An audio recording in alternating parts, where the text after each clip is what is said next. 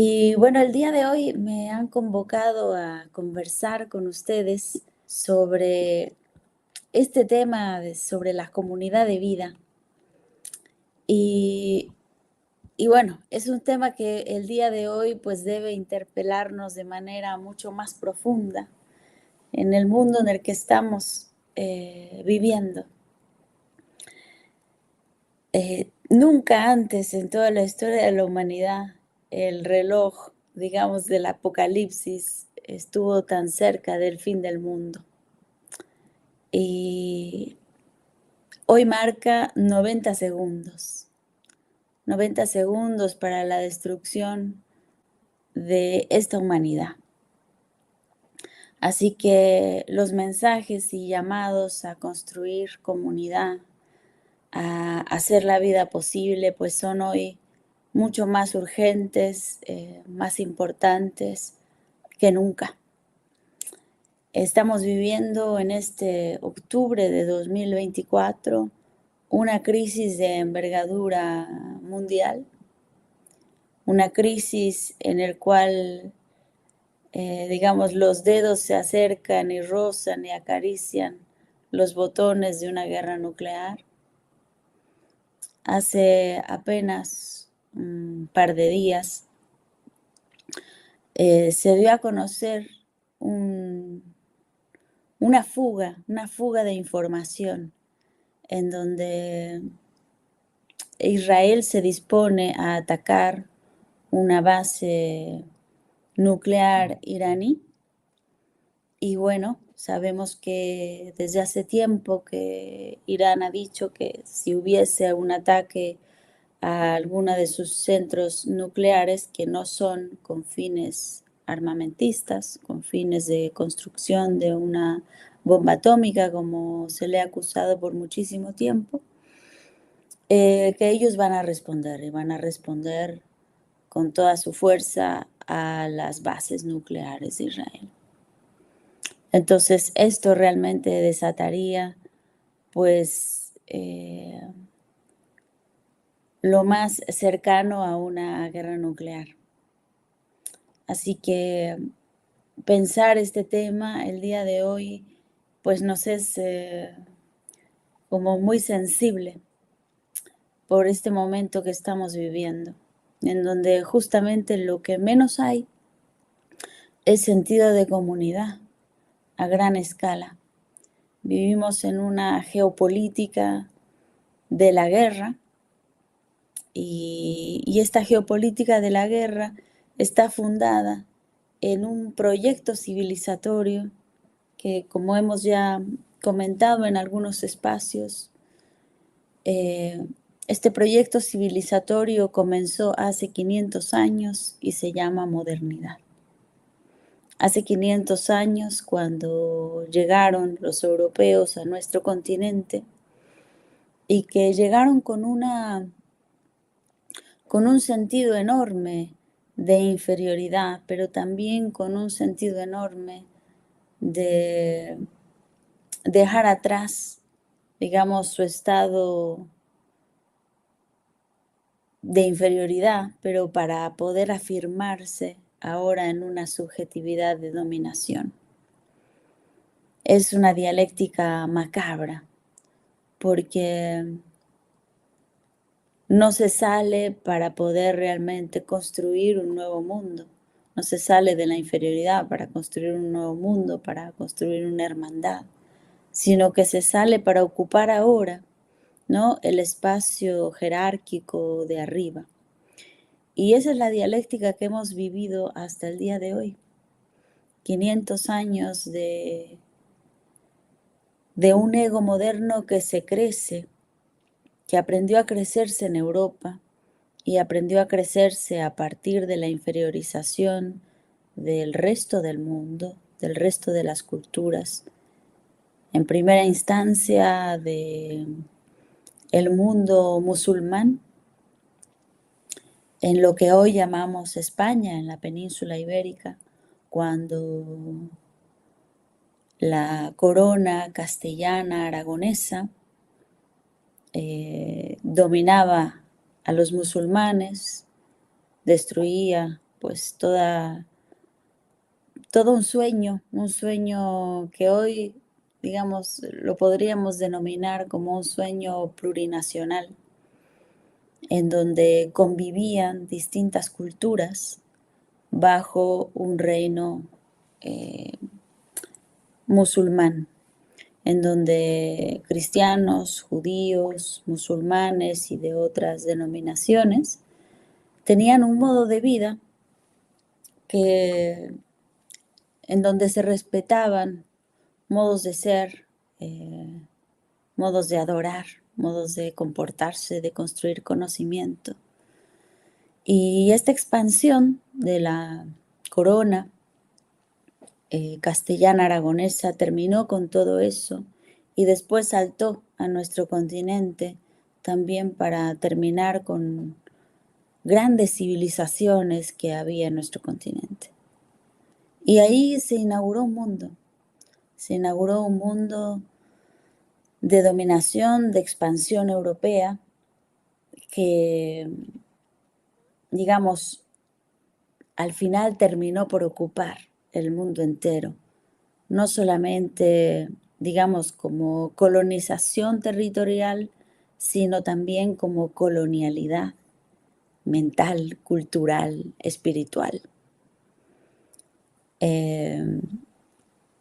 Esto nos parece muy importante resaltarlo, porque hoy estamos como llegando al límite de esa dominación, en donde precisamente lo que se debate hoy en día es la dominación del mundo. Ya Franz Rosenzweig, con espanto ante el horror de la Primera Guerra Mundial, decía: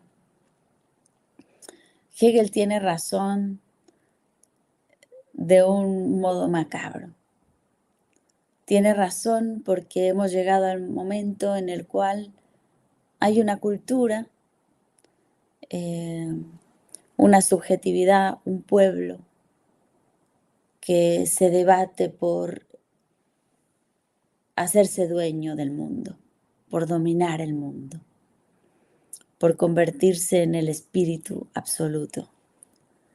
Y esa lógica que, bueno, se debatía ahí de manera muy clara en la Primera Guerra Mundial, en la Segunda Guerra Mundial, y que hoy la vemos asomarse nuevamente ante esta ya, que pareciera una Tercera Guerra Mundial, por las enormes implicaciones que tenemos en los conflictos que están activos el día de hoy, en una guerra en donde se enfrentan Rusia, Estados Unidos, porque ese es realmente el verdadero enfrentamiento, a través de Ucrania, y también Israel en su puja por construir el gran Israel, en su puja por expandir un reino que ellos afirman les ha sido donado, les ha sido heredado por el creador de todo el universo.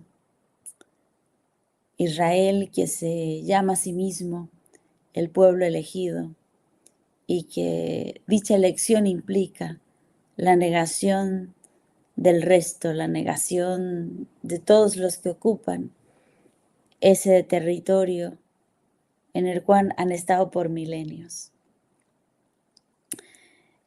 Y bueno, son conflictos que se tocan, comienzan a tocarse, porque Israel en su expansión pues ha llegado no solamente al Líbano, sino también hoy a Irán, y comienzan poco a poco las provocaciones. Hoy ha habido justamente una explosión en una de las centrales nucleares de Irán, lo cual pues nos hace estremecer, nos hace temblar por el peligro ante el cual estamos viviendo. Así que hablar de comunidad en este contexto es sumamente difícil, pero también nunca ha sido tan necesario. Y lo primero que nos gustaría pensar con ustedes es el tema de cómo hemos ido naturalizando esta lógica de la guerra, que es quizá el mayor de los peligros, porque si unos cuantos se ocupan de hacer la guerra, pero la gran humanidad, digamos, se niega a ello, pues no tendríamos que estarnos preocupando.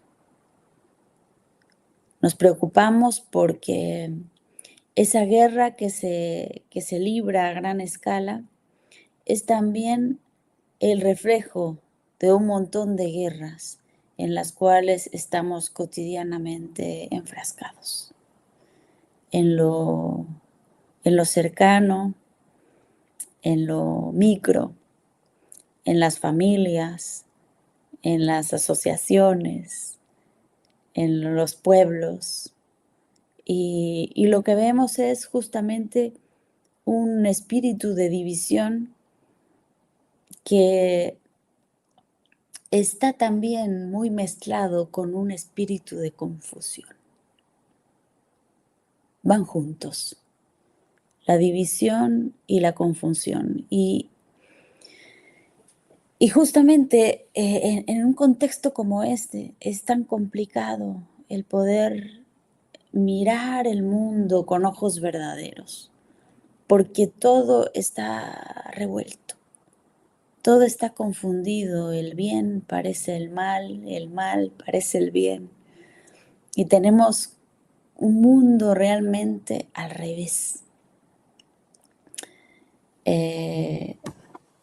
También veíamos una noticia el día de hoy que nos envió el sociólogo puertorriqueño Ramón Grosfoguel con una afirmación que nos hizo estremecer doblemente.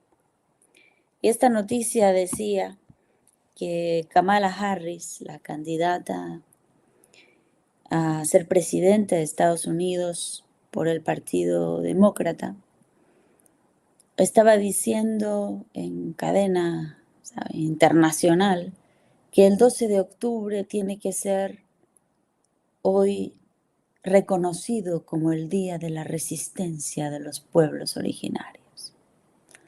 Digamos, esto que podría ser el motivo más grande de alegría, porque es lo que decimos nosotros, ¿no?, desde México, es lo que se dice desde la República, desde la Revolución Bolivariana en Venezuela, desde el proceso de cambio en Bolivia, desde los pueblos originarios.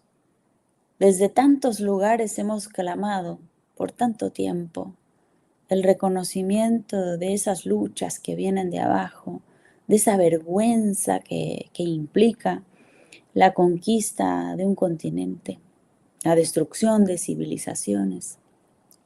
Pero hoy, en donde Kamala Harris anuncia que sí, que es verdad, que los pueblos originarios tienen razón, que debe reconocerse esa lucha y esa resistencia, dicho en su boca, es como una broma macabra, porque esa afirmación se dice también sobre los cadáveres de miles, decenas de miles de niños palestinos que están muriendo el día de hoy justamente por la boca de ellos mismos, por la boca del imperio norteamericano.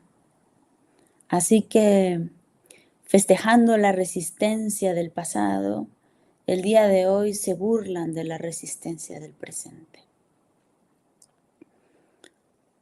No podemos entonces estar de acuerdo con esa broma y esa palabra nombrada desde ahí, desde ellos. Por eso que la verdad tiene que estar siempre ligada con un lugar de enunciación, no se puede separar.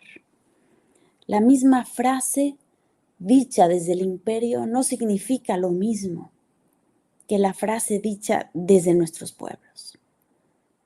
Así que no le podemos conceder eso al imperio. Y justamente Ramón Grossfogel nos decía, cuidado con el movimiento interseccional, que hoy, en palabras del imperio, ¿no?, toman todas nuestras luchas, nuestras resistencias, desde el sur, desde abajo, desde la izquierda, desde los pobres, desde las víctimas, desde los oprimidos, y las toman contra nosotros. Entonces pareciera como que se vuelve el imperio imposible de criticar, porque hasta allá está casi que de nuestro lado. Así que el monstruo de 1000 cabezas imperial es mucho más difícil de identificar, es mucho más difícil de agarrar y mucho más difícil de combatir. Por eso es que hoy necesitamos más que nunca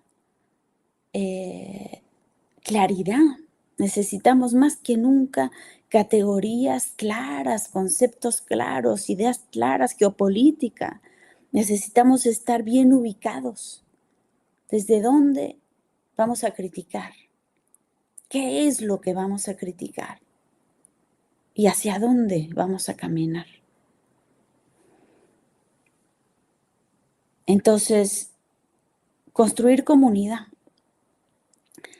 Sí, pero ¿dónde? ¿Cómo? ¿Con quién? Vamos a construir comunidad con Trump. Vamos a construir comunidad con las grandes oligarquías que entregan la cabeza de nuestros niños, de las nuevas generaciones, del futuro.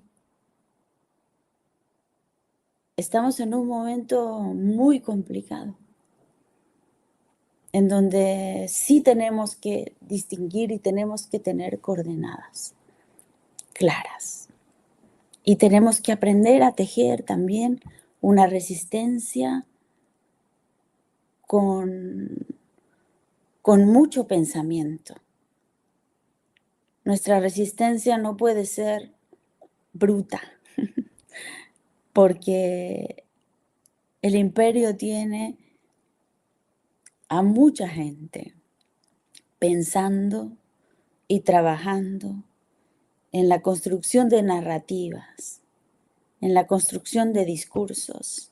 Y por eso es que estamos tan confundidos, tan perdidos, y no sabemos cómo tejer esa comunidad. No sabemos con quién tejer esa comunidad.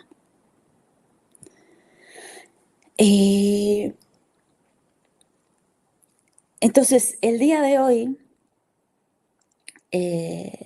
una de las cosas que tenemos que saber distinguir es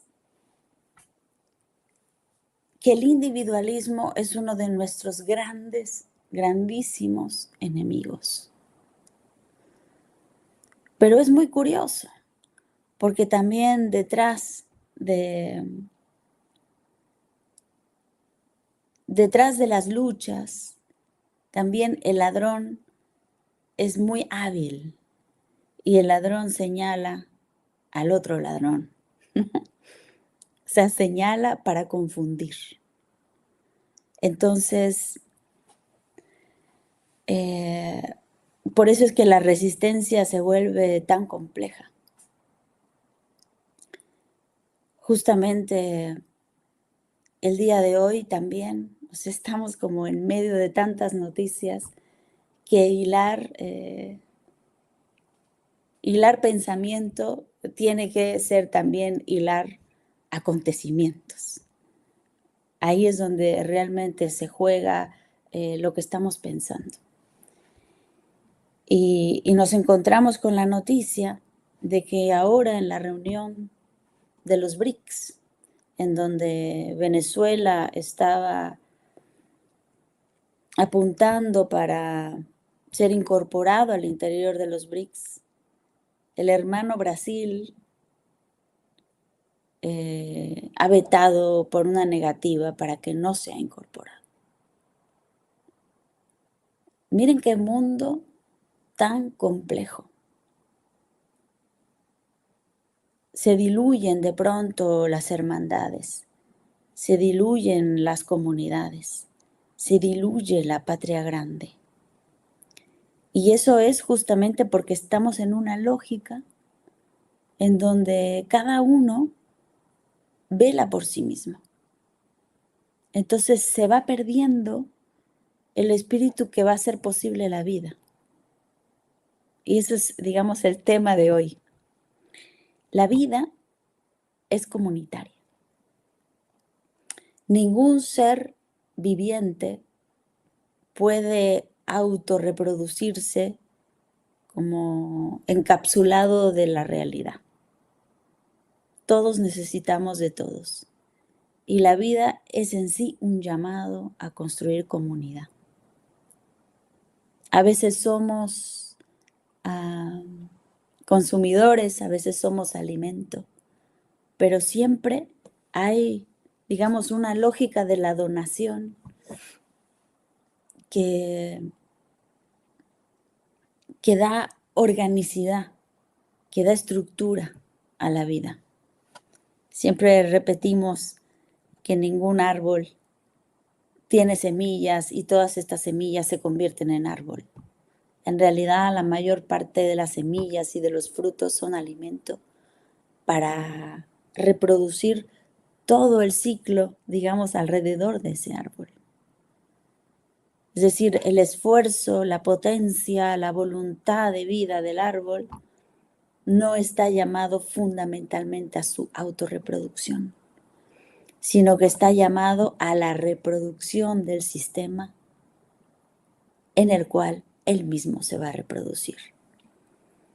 Es decir, la voluntad de vida es siempre una voluntad de reproducción del otro, de donarse al otro, de abrirse al otro. Y cuando se cierran esos espacios, cuando se cae en la pura reproducción de un sistema, estamos en el momento exacto del comienzo de la corrupción de dicho sistema.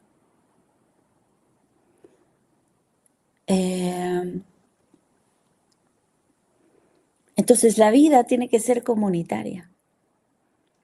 Pero toda la modernidad, o sea, toda la lógica de la modernidad que hemos estado aprendiendo durante estos 500 años es justamente la lógica del individualismo, la lógica de la guerra, la lógica de la instrumentalización del otro. O sea, tomo al otro no como fin en sí mismo, no para ponerme al servicio, sino más bien para ver de qué manera puedo yo sacar provecho. Y a veces ya ni siquiera creemos en que el otro tenga una voluntad de vida y de donación y de bondad y de ética, sino que estamos ya siempre como con el sospechómetro puesto de que todos los movimientos que hace el otro son para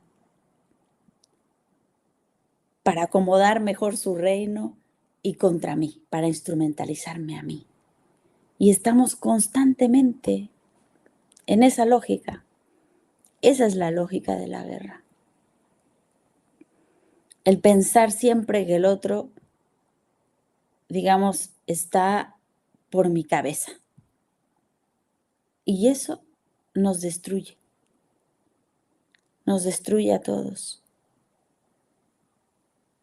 Tenemos que empezar a cuestionarnos en ese sentido.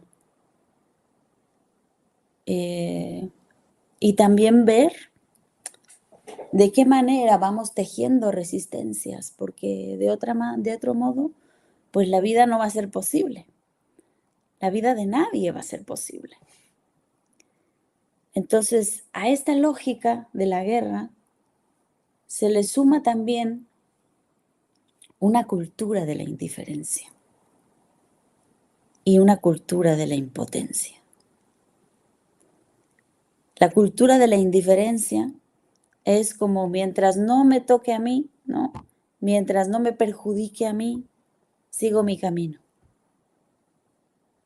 Aunque, digamos, le hayan cortado la cabeza al de al lado. La lógica de la impotencia es, o más bien la cultura de la impotencia es, no podemos hacer nada. Entonces, pues no hago nada, no intento nada. La cultura de la indiferencia y la cultura de la impotencia son también frutos de la modernidad. Y precisamente dan el espacio para que continúe la lógica de la guerra. Porque nadie se deja interpelar, nadie se deja tocar por la injusticia ajena. O si se deja tocar, pues simplemente queda vencido antes de empezar la lucha. La modernidad tiene muchos mecanismos para imponerse. Y nos va convirtiendo a todos cada vez más en objetos y nos va quitando la fuerza, nos va quitando el poder, nos va quitando la voluntad de vida. Nos va quitando la energía. Y es necesario que vayamos a lo esencial, que aprendamos a vivir de una manera crítica. Porque la transformación que necesitamos el día de hoy es una transformación tan militante, tan cotidiana, pero que no le dé pie, no le dé espacio, no le dé lugar a la modernidad y su lógica de la guerra y su cultura de indiferencia y su cultura de la impotencia. Y eso se construye tomando las calles, tomando las redes, pero también tomando en nuestras manos la reproducción de la vida. Decía Juan José Bautista, filósofo boliviano, que había que volver al campo, que había que producir el alimento, que había que transformar el consumo, que había que reproducir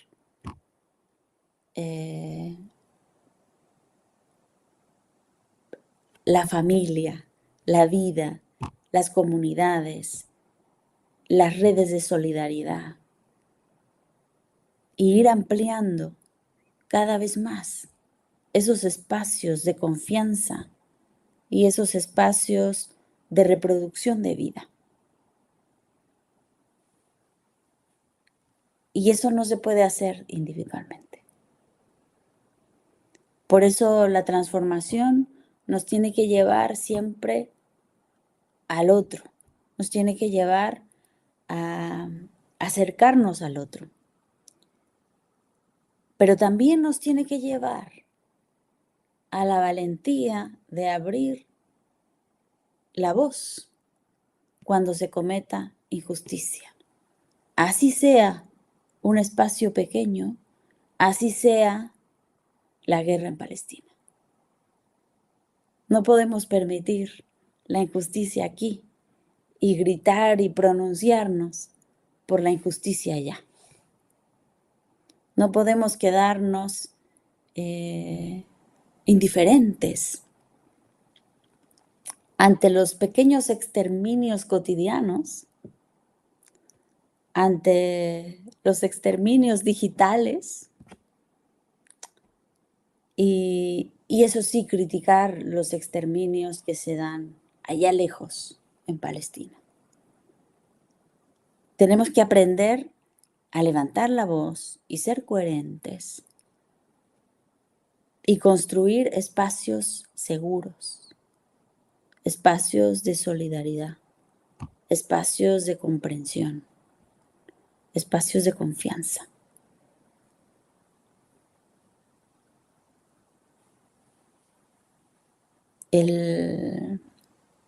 La indiferencia, la falta de participación, el agacharse frente a las injusticias, al final termina reproduciendo y haciéndonos cómplices de las mismas cosas a las cuales, pues, según criticamos en otros ámbitos. Entonces, necesitamos ser coherentes, necesitamos ser consistentes. Y hoy día tenemos que estar muy claros que el mal, y esto yo recuerdo mucho que el maestro Dussel en una ocasión hizo un dibujo en el pizarrón y puso una asíntota y dijo, el mal en el siglo XXI es más malvado que nunca, porque es capaz de producir más daño que nunca. Y por eso es que estamos hoy rozando la exterminación de la humanidad, porque el mal tiene el poder realmente de destruirlo todo. Pero entonces el bien, decía el maestro, tiene que ser todavía más heroico. Tiene que ser mucho más valiente que nunca. No puede detenerse, porque si no, es una guerra perdida. Así que tenemos que ser capaces de dar esos pasos y ser consistentes y ser valientes, aunque sea difícil. Porque realmente el mal ante el cual estamos es mal más brutal que nunca. Y necesitamos que el bien sea más heroico que nunca.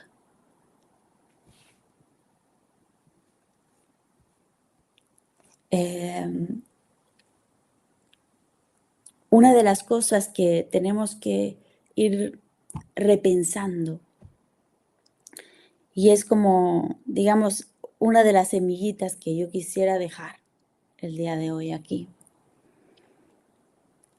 es el tema del ser humano. ¿Qué tipo de ser humano necesitamos para hacer la vida posible? Y ese ser humano es el que tenemos que producir, reproducir, encarnar, criar. No solamente hay que serlo, hay que también emularlo en el otro. Y hay que también fomentarlo en la educación, en la formación, en nuestros niños. Y por eso esta resistencia, esta transformación, esta militancia tiene que hacerse con mucha dedicación, con mucha delicadeza, con mucha ternura, pero también con mucha fuerza. Porque si solamente tenemos fuerza bruta en la respuesta, terminaremos tan brutos como aquellos a los que estamos combatiendo. Así que no podemos perder el otro lado, porque si lo perdemos, pues habremos perdido la batalla.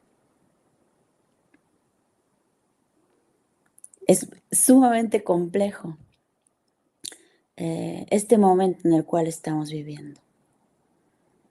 Y esa comunidad, ese ser humano que tenemos que ir encarnando, fomentando, criando, tiene que parecerse no al ser humano. Tiene que parecerse a la esencia del ser humano. Pero esa esencia del ser humano no está en el ser humano. La esencia del ser humano está en la naturaleza, está en la tierra. Y por eso es que humano viene de humus, viene de tierra, porque estamos llamados a ser tierra. Estamos llamados a pensarnos desde ahí. Toda la modernidad nos dijo que el ser humano estaba frente a la naturaleza. Y esa ha sido la mayor confusión que nos han sembrado. El ser humano no está frente a la naturaleza. El ser humano es naturaleza. Y tenemos que aprender a pensar desde ahí.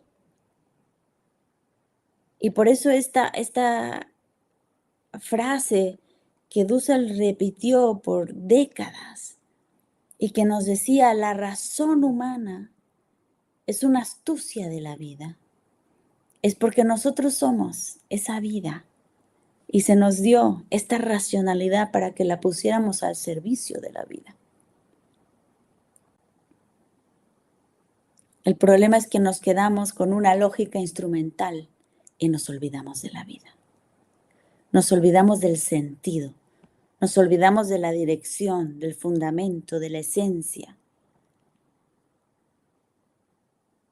Y nos volvimos pura eficiencia.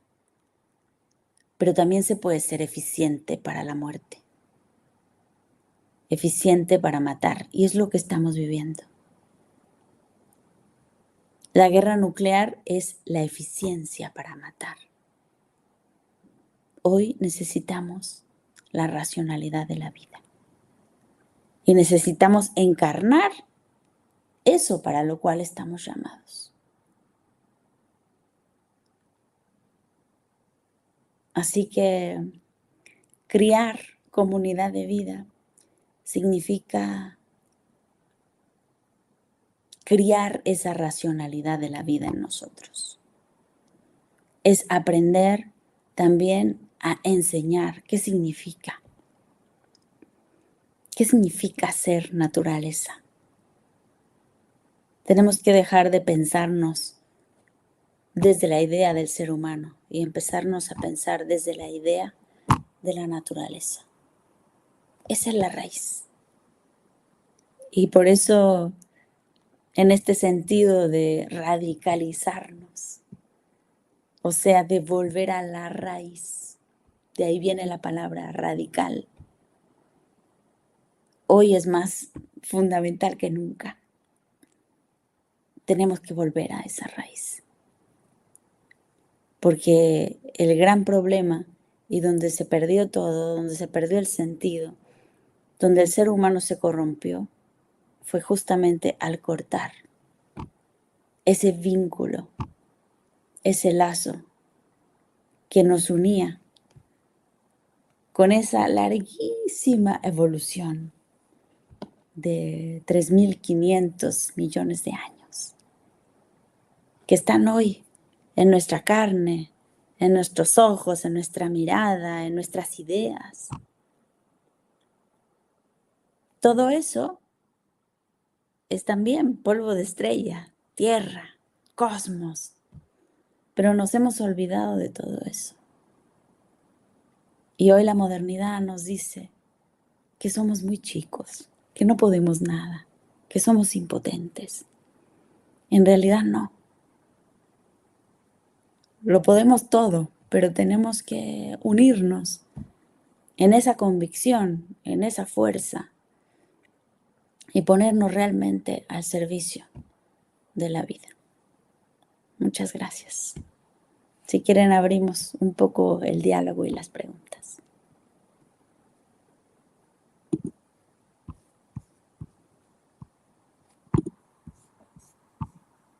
Olá, me escutam? Perfeito. Pues, Kate, emocionado estamos muito profundo, muito necessário, urgente, adubos, humus, como dizia sempre o maestro em nossas aulas, em nosso deleite de uma homilia fraterna, comunitária, que nos dizia sempre que a terra teria que ser bem adubada, bem preparada, para que o fruto fosse saboroso, rico e delicioso, né? Dulce está presente em cada um de nós. Dulce está feliz nesse momento. E a gente, como um dos 12 que fomos para lá, podemos continuar e se esperançar, né? E se esperançar que nessa impotência, nesse egoísmo criado nos currículos escolares desde a primeira infância até as pós-graduações competitivas, enquanto México produz 5 mil doutores por ano, Brasil 10, Estados Unidos 55 mil, só para fins bélicos, né? Nos damos conta essa semana que o Banco do Brasil, o banco estatal maior do Brasil também, coloca o dinheiro na Bolsa de Valores para produzir armas.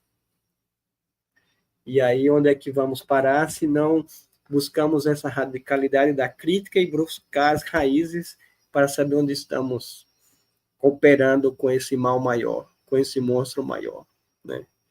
A humanidade está nesse momento ímpar, desses 90 segundos.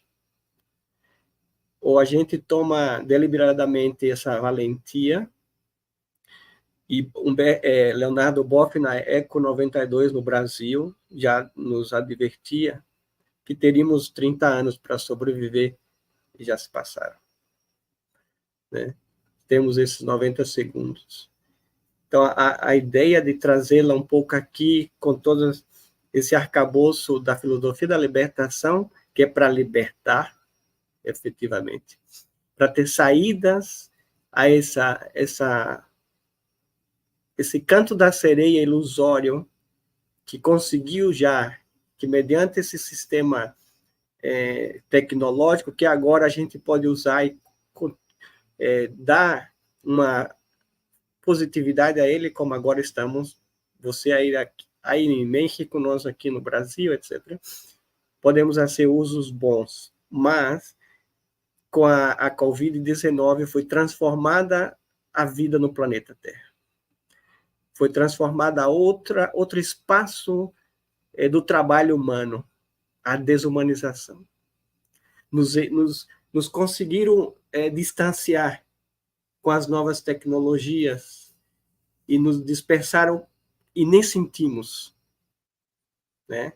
Ao mesmo tempo, contraditoriamente, que nos une, mas imediatamente nos separa, porque já não nos tocamos, já não nos abraçamos, já não nos sentimos como seres humanos.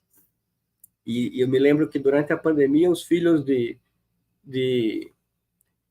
Microsoft, por exemplo, não foram estudar em escolas com computadores, com internet. Eles nunca usam, eles foram com seres humanos, e o pobre teve que pagar para comprar computadores caríssimos e pagar dados para o uso da internet, que é público e pagamos 2 vezes pelos satélites que cada país tem, e não nos damos conta disso, né? E eles se humanizam e a massa se desumaniza cada vez mais. E precisamente por esse corte que já trazias com a Rosé, desse desgarrar-se da Mãe Terra, né?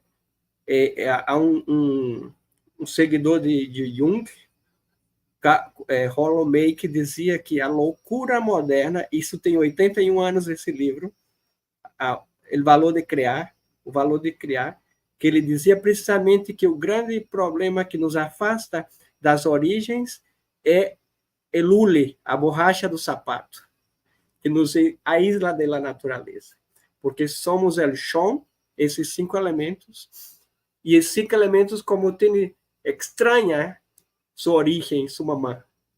Y el zapato nos aísla. Muy interesante eso, ¿no? Tiene 81 años el libro.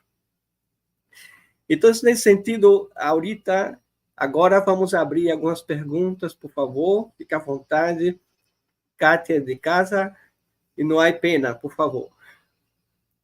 Alguém que colocar perguntas, comentários? Joao, pero si me las puedes traducir porque por ahí no entiendo del todo y Sale, contesto pues. otra cosa. Tranquila, não te preocupes. Adelante, pessoal, por favor, comentário. Sandriele, apareça também. Olá, boa tarde. Então, a gente tem algumas perguntas aqui no nosso chat e alguns comentários, né? Muitas felicitações, excelente análise, palavras profundas, né? Todos, assim como o profe João Paulino, todos sentimos em nossas ánimas tus palabras, né? Porque todos os dias temos notícias, malas noticias de todo que ocurre por el mundo. Hay aquí alguna pregunta que voy a decir. Como Aldevânia puse aqui, quais estratégias curriculares puede romper con la lógica de la dominación presente en la formación académica y promover una educación relacionada a conexión con la naturaleza y el fortalecimiento comunitario? Es una pregunta. Y ella también puso otra pregunta aquí. ¿Ya le hablo o primero vas a contestar? A ver, si quieres, vemos primero la que has dicho. Ok. A ver, sí. A ver, la diré yo en español, a ver si la entendí bien. ¿Cuáles estrategias curriculares pueden romper la lógica de la dominación presente en la formación académica y promover una educación volcada a la conexión con la naturaleza y el fortalecimiento comunitario? Eso. Ándale, ya estoy aprendiendo portugués. Bien, pues digamos, esa es como la pregunta, ¿no? Podríamos aquí quedarnos otra hora. A ver, yo diría, digamos, como es una pregunta compleja, la respuesta no puede ser simple tampoco.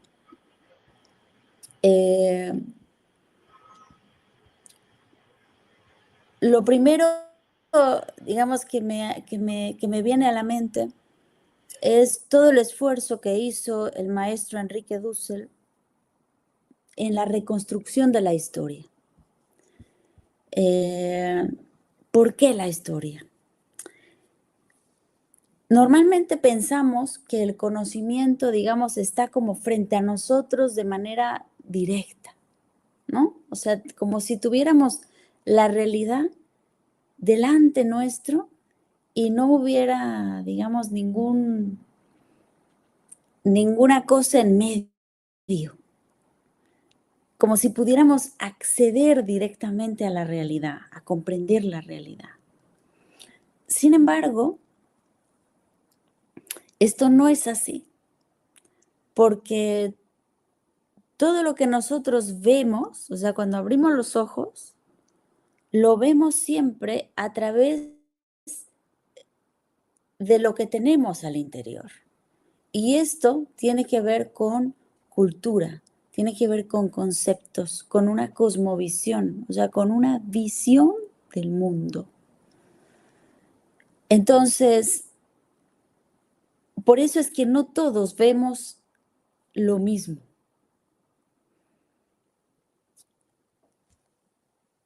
Y lo primero que tenemos que hacer, o sea, para poder salir sobre todo de una visión enajenada, o sea, de una visión colonial, ¿no? Colonizada,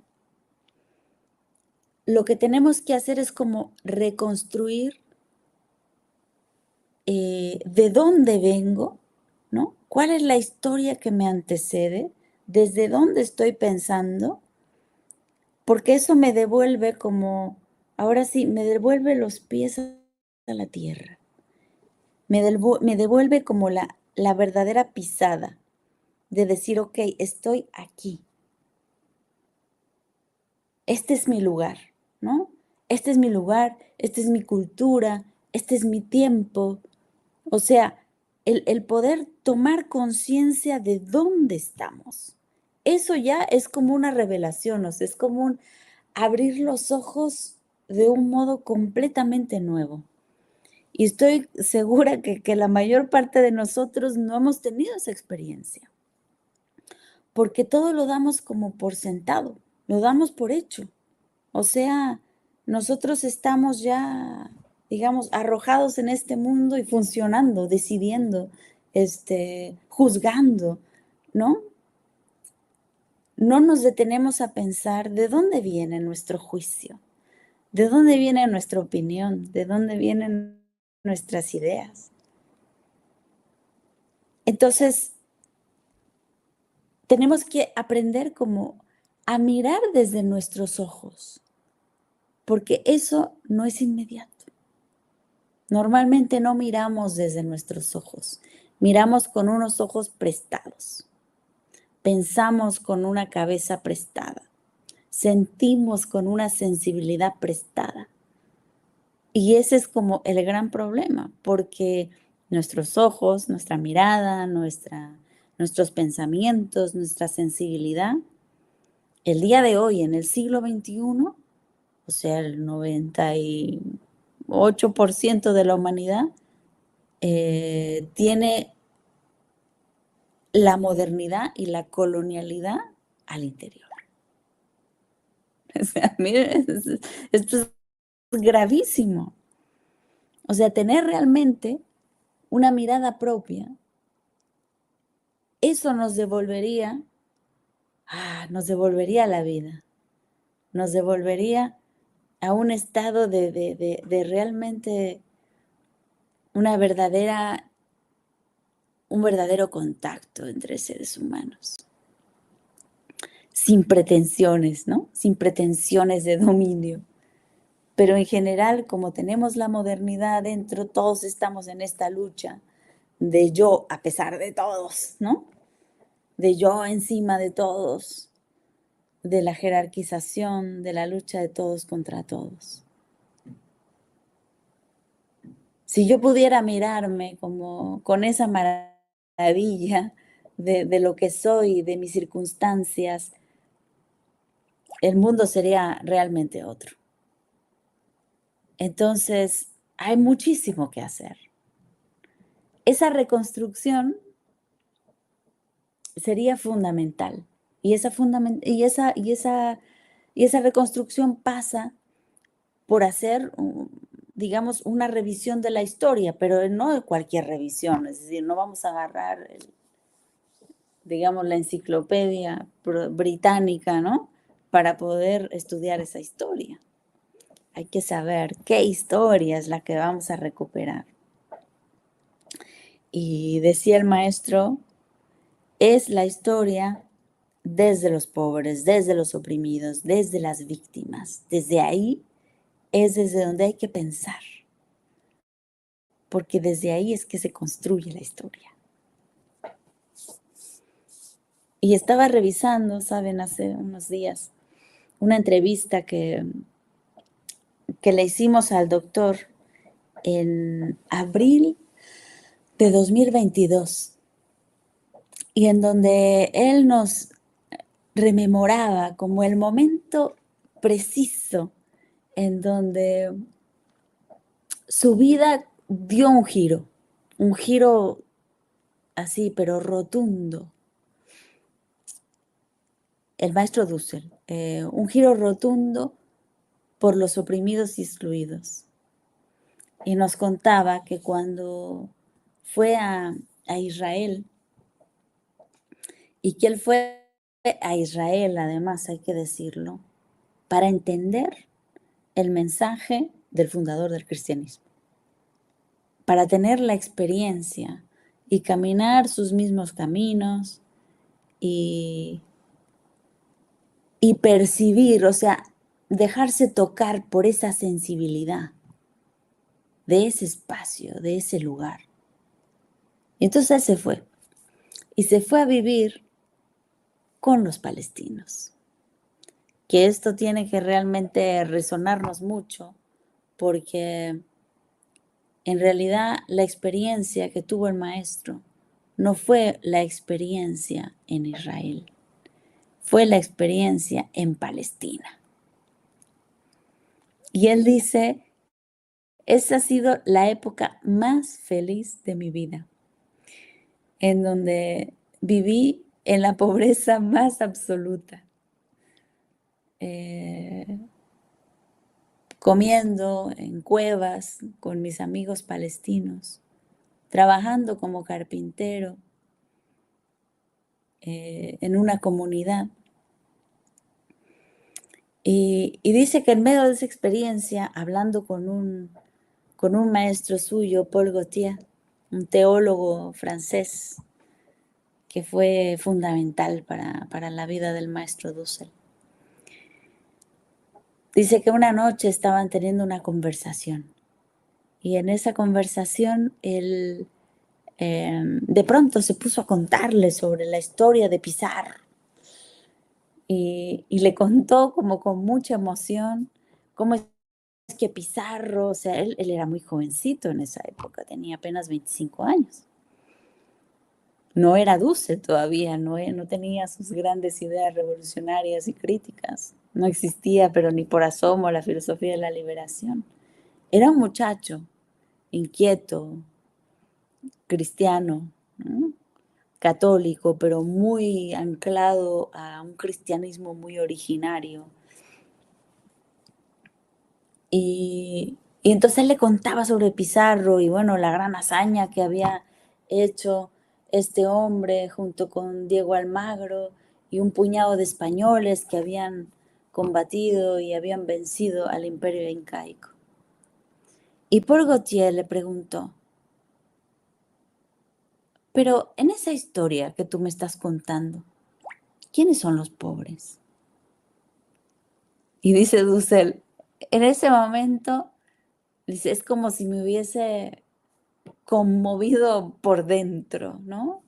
Porque me di cuenta que todo mi punto de vista estaba puesto desde el lado del dominador, o sea, desde Pizarro, ¿no? Desde el conquistador, desde la armadura de Cortés. Y la pregunta de Paul Gauthier me desnudó por completo.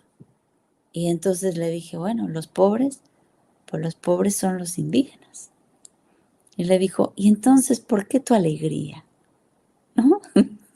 ¿Por qué tu alegría de que hayan sido vencidos? Esa conversación fue un giro brutal en la vida del doctor Dussel. Y él escribió en esos días a un amigo suyo y le dijo, ahora sí he entendido que hay que reescribir la historia por completo. Desde los pobres, desde las víctimas, desde los oprimidos, como el fundador del cristianismo. Entonces, ese fue, digamos, la comprensión como más radical que el maestro tuvo con respecto al punto de vista desde dónde situarnos, desde dónde reconstruir la historia, el lugar. Y ya cuando era el filósofo de la liberación, él repetía que la toma de posición, en nuestro caso, es una toma de posición ética. Es decir, nosotros decidimos dónde nos vamos a posicionar. El problema es que, en general, nacemos, nos reproducimos, nos desarrollamos y morimos al interior de la modernidad, siempre situándonos desde el lugar del dominador, siempre situándonos desde el ego moderno, Y por eso, instrumentalizando todo lo que podemos tocar, todo lo que está a nuestro alrededor. La cosa es que podamos cuestionar ese lugar y reconstruirnos desde otra vivencia, desde otra experiencia. Entonces es como, ¿saben? La transformación del mundo en realidad recae sobre algo sumamente etéreo, o sea, que no se puede tocar, porque tiene que ver con el modo de experimentar la vida, el modo de situarnos subjetivamente, existencialmente. Eso es lo que nos hace tomar una decisión u otra. Eso es lo que hace la diferencia entre la corrupción, ¿no? y seguir el mensaje de la liberación por los pobres. Y eso hay que cultivarlo. Y eso hay que decidirlo. No una vez. No un momento en la vida. Hay que decidirlo a cada momento. O sea, la transformación no es como un turning point, un lugar de quiebre que ahí, digamos, se decide, sino que hay que ser fiel a esa decisión. Y hay que ser fiel a esa decisión todo el tiempo y de manera cada vez más profunda y de manera cada vez más radical, o sea, dando pasos nuevos. Y en la medida que vayamos dando un paso, nos vamos a dar cuenta de nuestro error, de la limitación y podremos dar el siguiente paso. Entonces, si al principio, digamos, yo hacía como una crítica cotidiana, qué sé yo, a mi modo de alimentarme, por ejemplo. ¿Qué es lo que como? ¿De qué me alimento? Decía Juan José Bautista, el alimento no tiene solamente proteínas, minerales y vitaminas, sino que tiene también un contenido informativo, tiene un contenido espiritual. Y eso es parte de lo que comemos. De modo que si yo, digamos, me alimento cotidianamente de comida rápida, ¿no? De comida producida con el objetivo de aumentar la tasa de ganancia, pues en realidad me estoy alimentando del espíritu del capital. Entonces, ¿cómo yo voy a tener una práctica revolucionaria, digamos, de transformación si yo me alimento cotidianamente del capital? Y con ese alimentarme, reproduzco también el capital. ¿Ve? Entonces, tengo que parar. O sea, tengo que empezar a criticar el modo como me alimento, en la medida de lo posible, con factibilidad, como decía Dussel. O sea, las transformaciones, digamos, no es así como una varita mágica que de pronto somos otros. Hay que ir construyendo las condiciones para eso. Y hoy doy un paso, y mañana doy otro paso, y pasado doy otro paso. Y es como un camino de transformación, un camino en el cual no me detengo. Porque tengo que, o sea, en la medida que avanzo, me doy cuenta de lo que me falta. Y eso me lleva a tomar una nueva decisión para profundizar la transformación. Entonces, es un camino sin parar. Por eso hablamos siempre de descolonización como un proceso. No es un estado. O sea, nunca llegas a ser un descolonizado. Nunca. Estás siempre en camino. Porque de eso se trata la vida. Se trata de aprender a caminar con un criterio y con una fidelidad. Entonces, por eso digo, la respuesta a esta pregunta tan grande, ¿no? Realmente puede ser solo aproximativa, porque realmente no se puede contestar ni en una hora, ni en dos. La respuesta será la vida que uno pueda construir en ese camino. Pero yo digo, empezamos con la historia, empuñando la historia. ¿Cuál es la historia sobre la cual, digamos, yo me voy a colocar? ¿Cuál va a ser mi lugar? Decía Dussel, mi lugar de enunciación.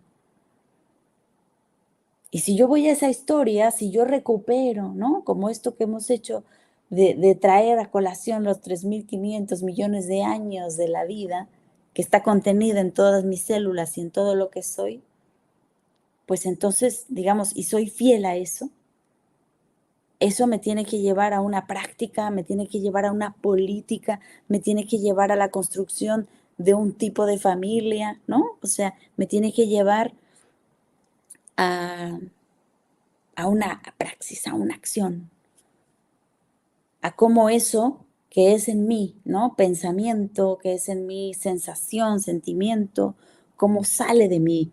Y eso que sale, que siempre, digamos, cuando uno actúa, entra siempre en el ámbito de lo, ¿cómo decirlo? De lo finito y de lo ambiguo. Y por eso es que uno se puede equivocar. No es lo mismo tener una idea, ¿no? Uno puede tener una idea muy preciosa de una casa maravillosa en su cabeza.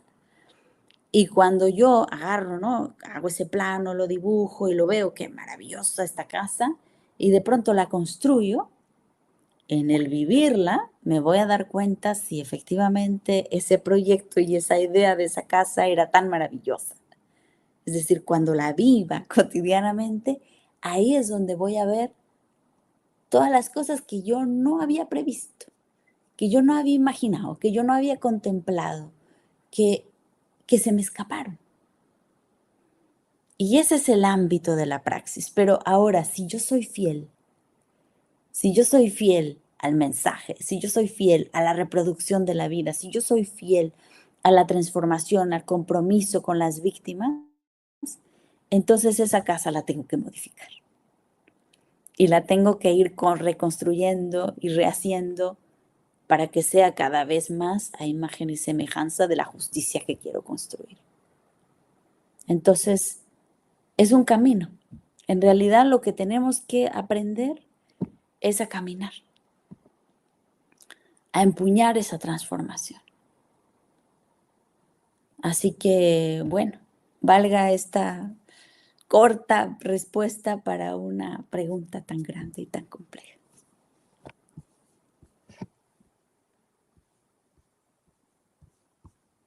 Lá. Pois, sim, verdadeiramente, se me escutam? Se escuta? Alô? Escuta? Sí. Ok. Ok. Verdadeiramente, se caminhar, como diria o poeta, não há caminho senão caminhar. Essa reconstrução cotidianamente, essa possibilidade, porque aí estamos realmente rompendo com essa lógica da impossibilidade, da desesperança, do negativismo, falta de horizonte, né? Esse recaminhar, eu acho que poderíamos até fazer uma metáfora aqui, por isso que os pés são para frente e não são para trás.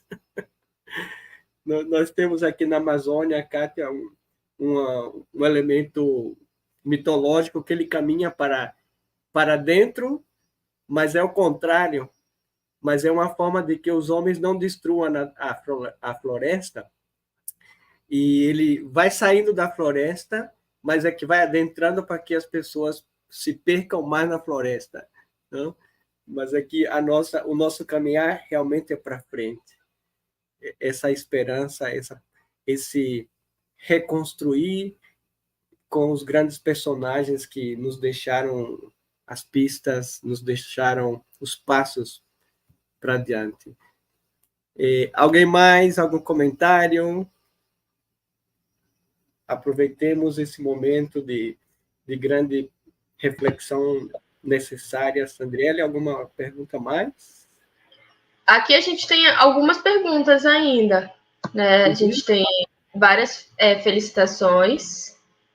Outras perguntas envolvendo o currículo, né, o currículo acadêmico, né, como é que a gente pode fomentar esse currículo, né, uma formação que sustente uma ética de cuidado e comunidade, né, como é que se pode, en las universidades, como que podemos actuar en las universidades para que la formación docente siga caminando para essa transmodernidade, né? Porque siga caminando adelante para que os docentes consigam, dentro de suas classes, chegar a los alumnos, por exemplo.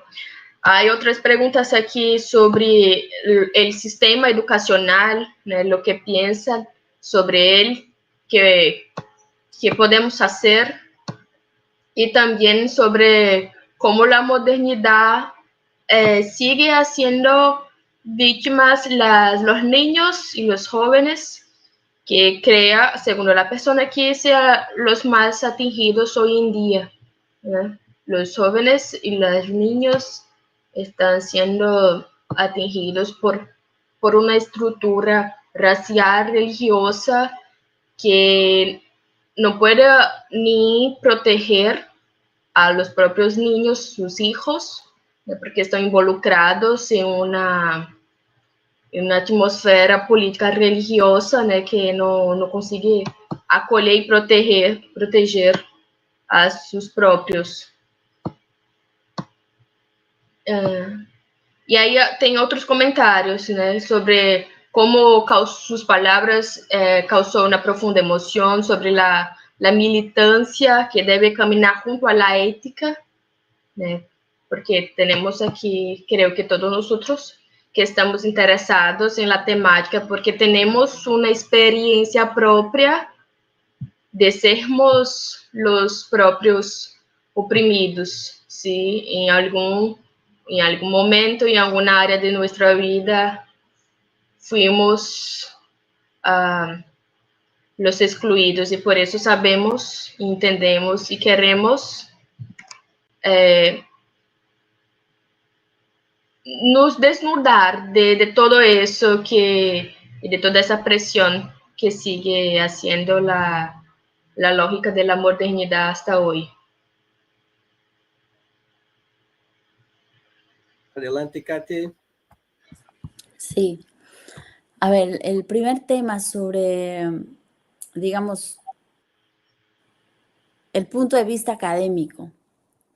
Yo recuerdo que el maestro Dussel nos decía en clase que la universidad tendría que servir para que los alumnos pudieran leer el periódico. Y pareciera como algo muy simple.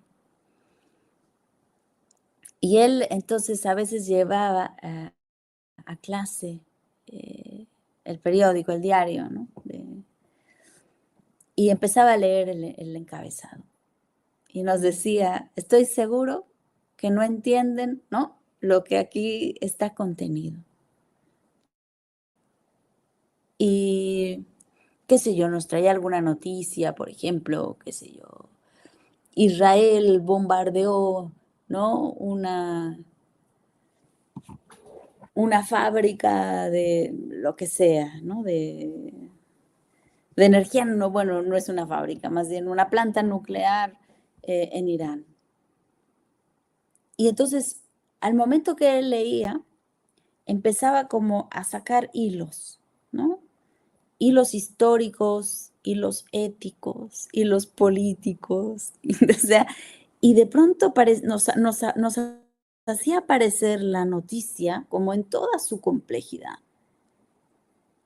Y nos decía, no sabemos leer el periódico, y eso significa que no sabemos leer lo que tenemos enfrente, porque no somos capaces de ver lo complejo que está ahí contenido. Yo creo que esto yo no lo entendí, sino hasta tiempo después, cuando estuve trabajando muchos años la lógica de Hegel. Y Hegel decía algo así como, como que el concepto tiene al interior o implica en su interior a la totalidad concreta. Entonces, cuando uno quiere explicar algo, uno siempre tiene que mostrar como la lógica en la que está imbuido ese algo. Pero esa lógica no está afuera, esa lógica está dentro. Entonces, si yo quiero explicar, por ejemplo, ¿no? ¿Qué es esto? Un cuaderno. O sea, tengo que explicar, imagínense, o sea, la historia de la humanidad, porque tendría que explicar, bueno, primero de qué está hecho. Están contenidos aquí, bueno, bosques, ¿no? O sea, árboles. Está contenido aquí la idea de cultura, está contenida la idea de la escritura, está contenido la forma y la relación que tiene esto con la forma humana, porque es de un tamaño específico. O sea, cuando yo quiero explicar algo, automáticamente eso me abre como a la totalidad concreta del final. Yo tengo que estar explicando la historia de la humanidad para poder hacer inteligible algo. O sea, digamos que viene un marciano y me dice, a ver, pero explícame qué es esto. Entonces, cada concepto tiene en su interior la realidad toda. Pero normalmente no somos capaces de demostrar eso. Y ahora imagínense, ¿no? En la noticia de un diario, todo lo que está contenido. O sea, todos los vínculos, las relaciones. Entonces, lo que tenemos realmente enfrente es muy complejo. Y que la universidad, ¿no? Nos enseñe a poder dilucidar no solamente lo que está contenido ahí, sino también hacia dónde conduce lo que está contenido. Y por eso, digamos, en el caso de Dussel y de la filosofía de la liberación, Dussel nos decía que el pensamiento tiene que ser también profético. Profético no como el que adivina lo que va a pasar en el futuro, ¿no? O sea, ahora ya se puso teológica Katia y nos va a empezar a hablar, ¿no? De las adivinaciones. No, es algo mucho más concreto. Se trata de ser capaces de ver, de reconocer aquello que está contenido en una realidad. O sea, cuál es como la voluntad hacia donde va proyectándose algo, porque siempre la realidad está en movimiento, o sea, tiene una dirección, una teleología. Entonces, esa teleología, digamos, viene de una historia. Y lo que vemos nosotros es como la cristalización, un momento de algo, pero ese algo tiene un movimiento, lleva hacia un camino. Entonces, tener una conciencia de histórica, o sea, histórica, compleja, crítica, también nos tiene que llevar a tener una visión crítica profética. Y esa era la tarea de los profetas. El profeta no es el que adivina el futuro. El profeta es el que puede reconocer en un pecado chiquititito la destrucción de una ciudad, la destrucción de un imperio. Porque ve cómo esa pequeña corrupción, ¿no? Ese pecadillo, ¿no? Se vuelca o se convierte en una gran catástrofe. Entonces, el pensamiento que necesitamos es ese. Es el pensamiento que sabe, ¿no? Desde dónde,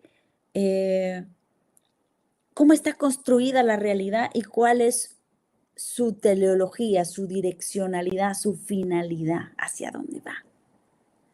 Porque ese es el pensamiento crítico que nos puede permitir como dar vuelta, ¿no? Hacer un giro de timón y cambiar la dirección. O sea, ese es como el secreto de tener un pensamiento crítico. Así que yo creo que una de las cosas que más nos hace falta en nuestras academias es eso. Porque no solamente necesitamos, digamos, un pensamiento que haga patente lo que es, que nos haga una descripción de lo que es. Necesitamos un pensamiento que nos ayude a construir lo que debe ser. Y eso implica un paso más. Y eso implica también aprender a construir un pensamiento que sea responsable. Y eso es algo que también nos falta. O sea, en toda la producción de conocimiento de la modernidad hay una enorme irresponsabilidad. La fragmentación de las ciencias ha permitido eso. Yo soy experto en la sintetización de tal proteína. Y en eso, digamos, me vuelvo, pero el mejor de todos.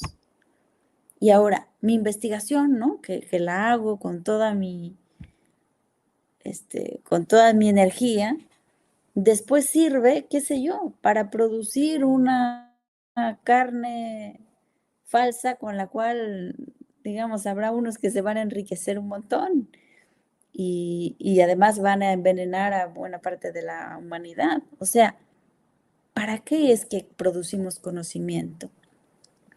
O sea, no podemos seguir siendo súper especialistas, olvidándonos del contexto, olvidándonos de lo político. Tenemos que reconstruir el espacio científico desde un compromiso ético-político. Porque eso es como una de los grandes faltantes en la educación que tenemos. Todo el mundo es súper especialista en algo, pero ahora, ¿quién se hace responsable de las consecuencias negativas de tales y tales investigaciones? O sea, en realidad la ciencia moderna de hoy es mercenaria. Suena fuerte, pero es así. O sea, es mercenaria del gran capital. El gran capital es el que define cuáles son las investigaciones que se hacen. Y no solo eso, sino que también define la verdad de lo que se va a demostrar. Eso es todavía más fuerte, porque entonces no es que yo haga una investigación para ver si realmente la leche de vaca es buena para la salud. No. Yo hago una investigación que me contrata la industria de la leche para que yo demuestre que la leche es buena para la salud. O sea, no hay un verdadero interés por la verdad. Hay un interés económico por hacer y construir verdades que puedan ser lucrativas. Entonces, la ciencia no tiene ética. Y se hace política a la mala, porque además la ciencia dice que no tiene nada que ver con la política, pero todo el tiempo hace política, pero política sin decirlo. Entonces, eso es sumamente problemático. Entonces, bueno, ¿qué hacer desde el punto de vista de la academia? Pues necesitamos una academia que nos permita leer lo que está pasando el día de hoy, el hacia dónde conducen los acontecimientos que estamos viviendo hoy. Es decir, necesitamos desarrollar pensamiento crítico en las academias. Pero eso es lo que no se está produciendo. Se está produciendo un conocimiento que nos muestra que las cosas son así como son, pero no que pueden ser de otra manera. Y esto, bueno, nos remite directamente, ¿no?, a la gran frase del maestro Marx, que decía, pues que la filosofía no solamente debía dedicarse a interpretar el mundo, sino que tenía que transformarlo. Entonces, esa es la clave. Si ustedes quieren una frase como para sintetizar, pues Marx nos lo dijo muy clarito. Necesitamos un conocimiento que nos permita transformar la realidad. Ahora, ¿transformarla para qué? Y ahí tenemos al otro maestro. Transformarla desde las víctimas, ¿no? Con miras a la construcción de un sistema justo. Entonces, digamos eso con respecto a las academias. Después, con respecto a los niños, se habló aquí de la infancia. Y este es un tema que a mí, bueno, me apasiona especialmente porque, bueno, como madre, pues me toca, ¿no? Me toca muy, muy en lo profundo. Y yo creo que una de las cosas que descubrí, digamos, en mi propia experiencia, fue que la manera de cuidar a nuestros niños es cuidando a las madres. Tenemos que poner en el centro de la atención el bienestar de la madre. Una madre que está bien cuidada, satisfecha, tranquila, entonces puede entregarse a una maternidad para cuidar, para ser donadora, para ser amorosa, para tener el tiempo. El problema es que no tenemos esas condiciones. Tenemos madres desesperadas, tenemos madres sin tiempo, tenemos madres sin seguridad y que de todas maneras, heroicamente, pues siguen acunando y maternando lo mejor que pueden, lo mejor que podemos. Pero realmente es muy difícil. Entonces,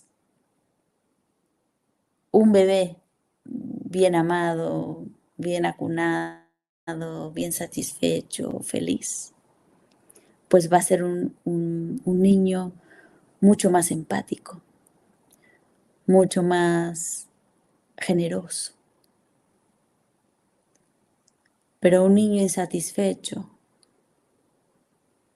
con falta de amor, con falta de tranquilidad, con falta de mirada, va a ser un hambriento. Y justamente el sujeto moderno es un hambriento. Y como es un hambriento subjetivamente, un hambriento de reconocimiento, un hambriento de amor, un hambriento, digamos, de humanidad. Y el modo como satisface es como poniéndose como señor de todo, es decir, instrumentalizando, ¿no? Chupando energía del otro, poniendo a todos a su servicio. Entonces es como un círculo vicioso. O sea, el mundo moderno nos lleva a reproducir infancias de mucha carencia. Y ese es el mejor caldo de cultivo para reproducir, pues, esa misma subjetividad. Entonces, queremos también transformar el mundo, pues, tenemos que hacer una gran revolución en donde las madres empecemos a ser una prioridad para esta humanidad.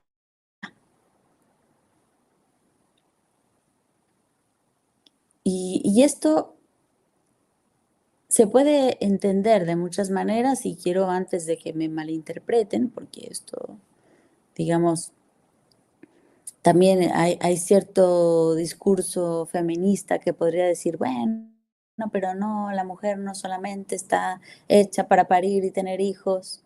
Por supuesto que no. Pero la única manera de traer hijos es a través de la mujer. Eso es una verdad innegable. Entonces, hay algo que tenemos que pensar aquí. Y de manera muy profunda y de manera muy central. el cuidado no significa que se nos releve de todo el resto de los ámbitos de la realidad y de la vida. No quiere decir que volvamos a la casa y nos dediquemos solamente a la crianza. No. Significa que los espacios se maternicen.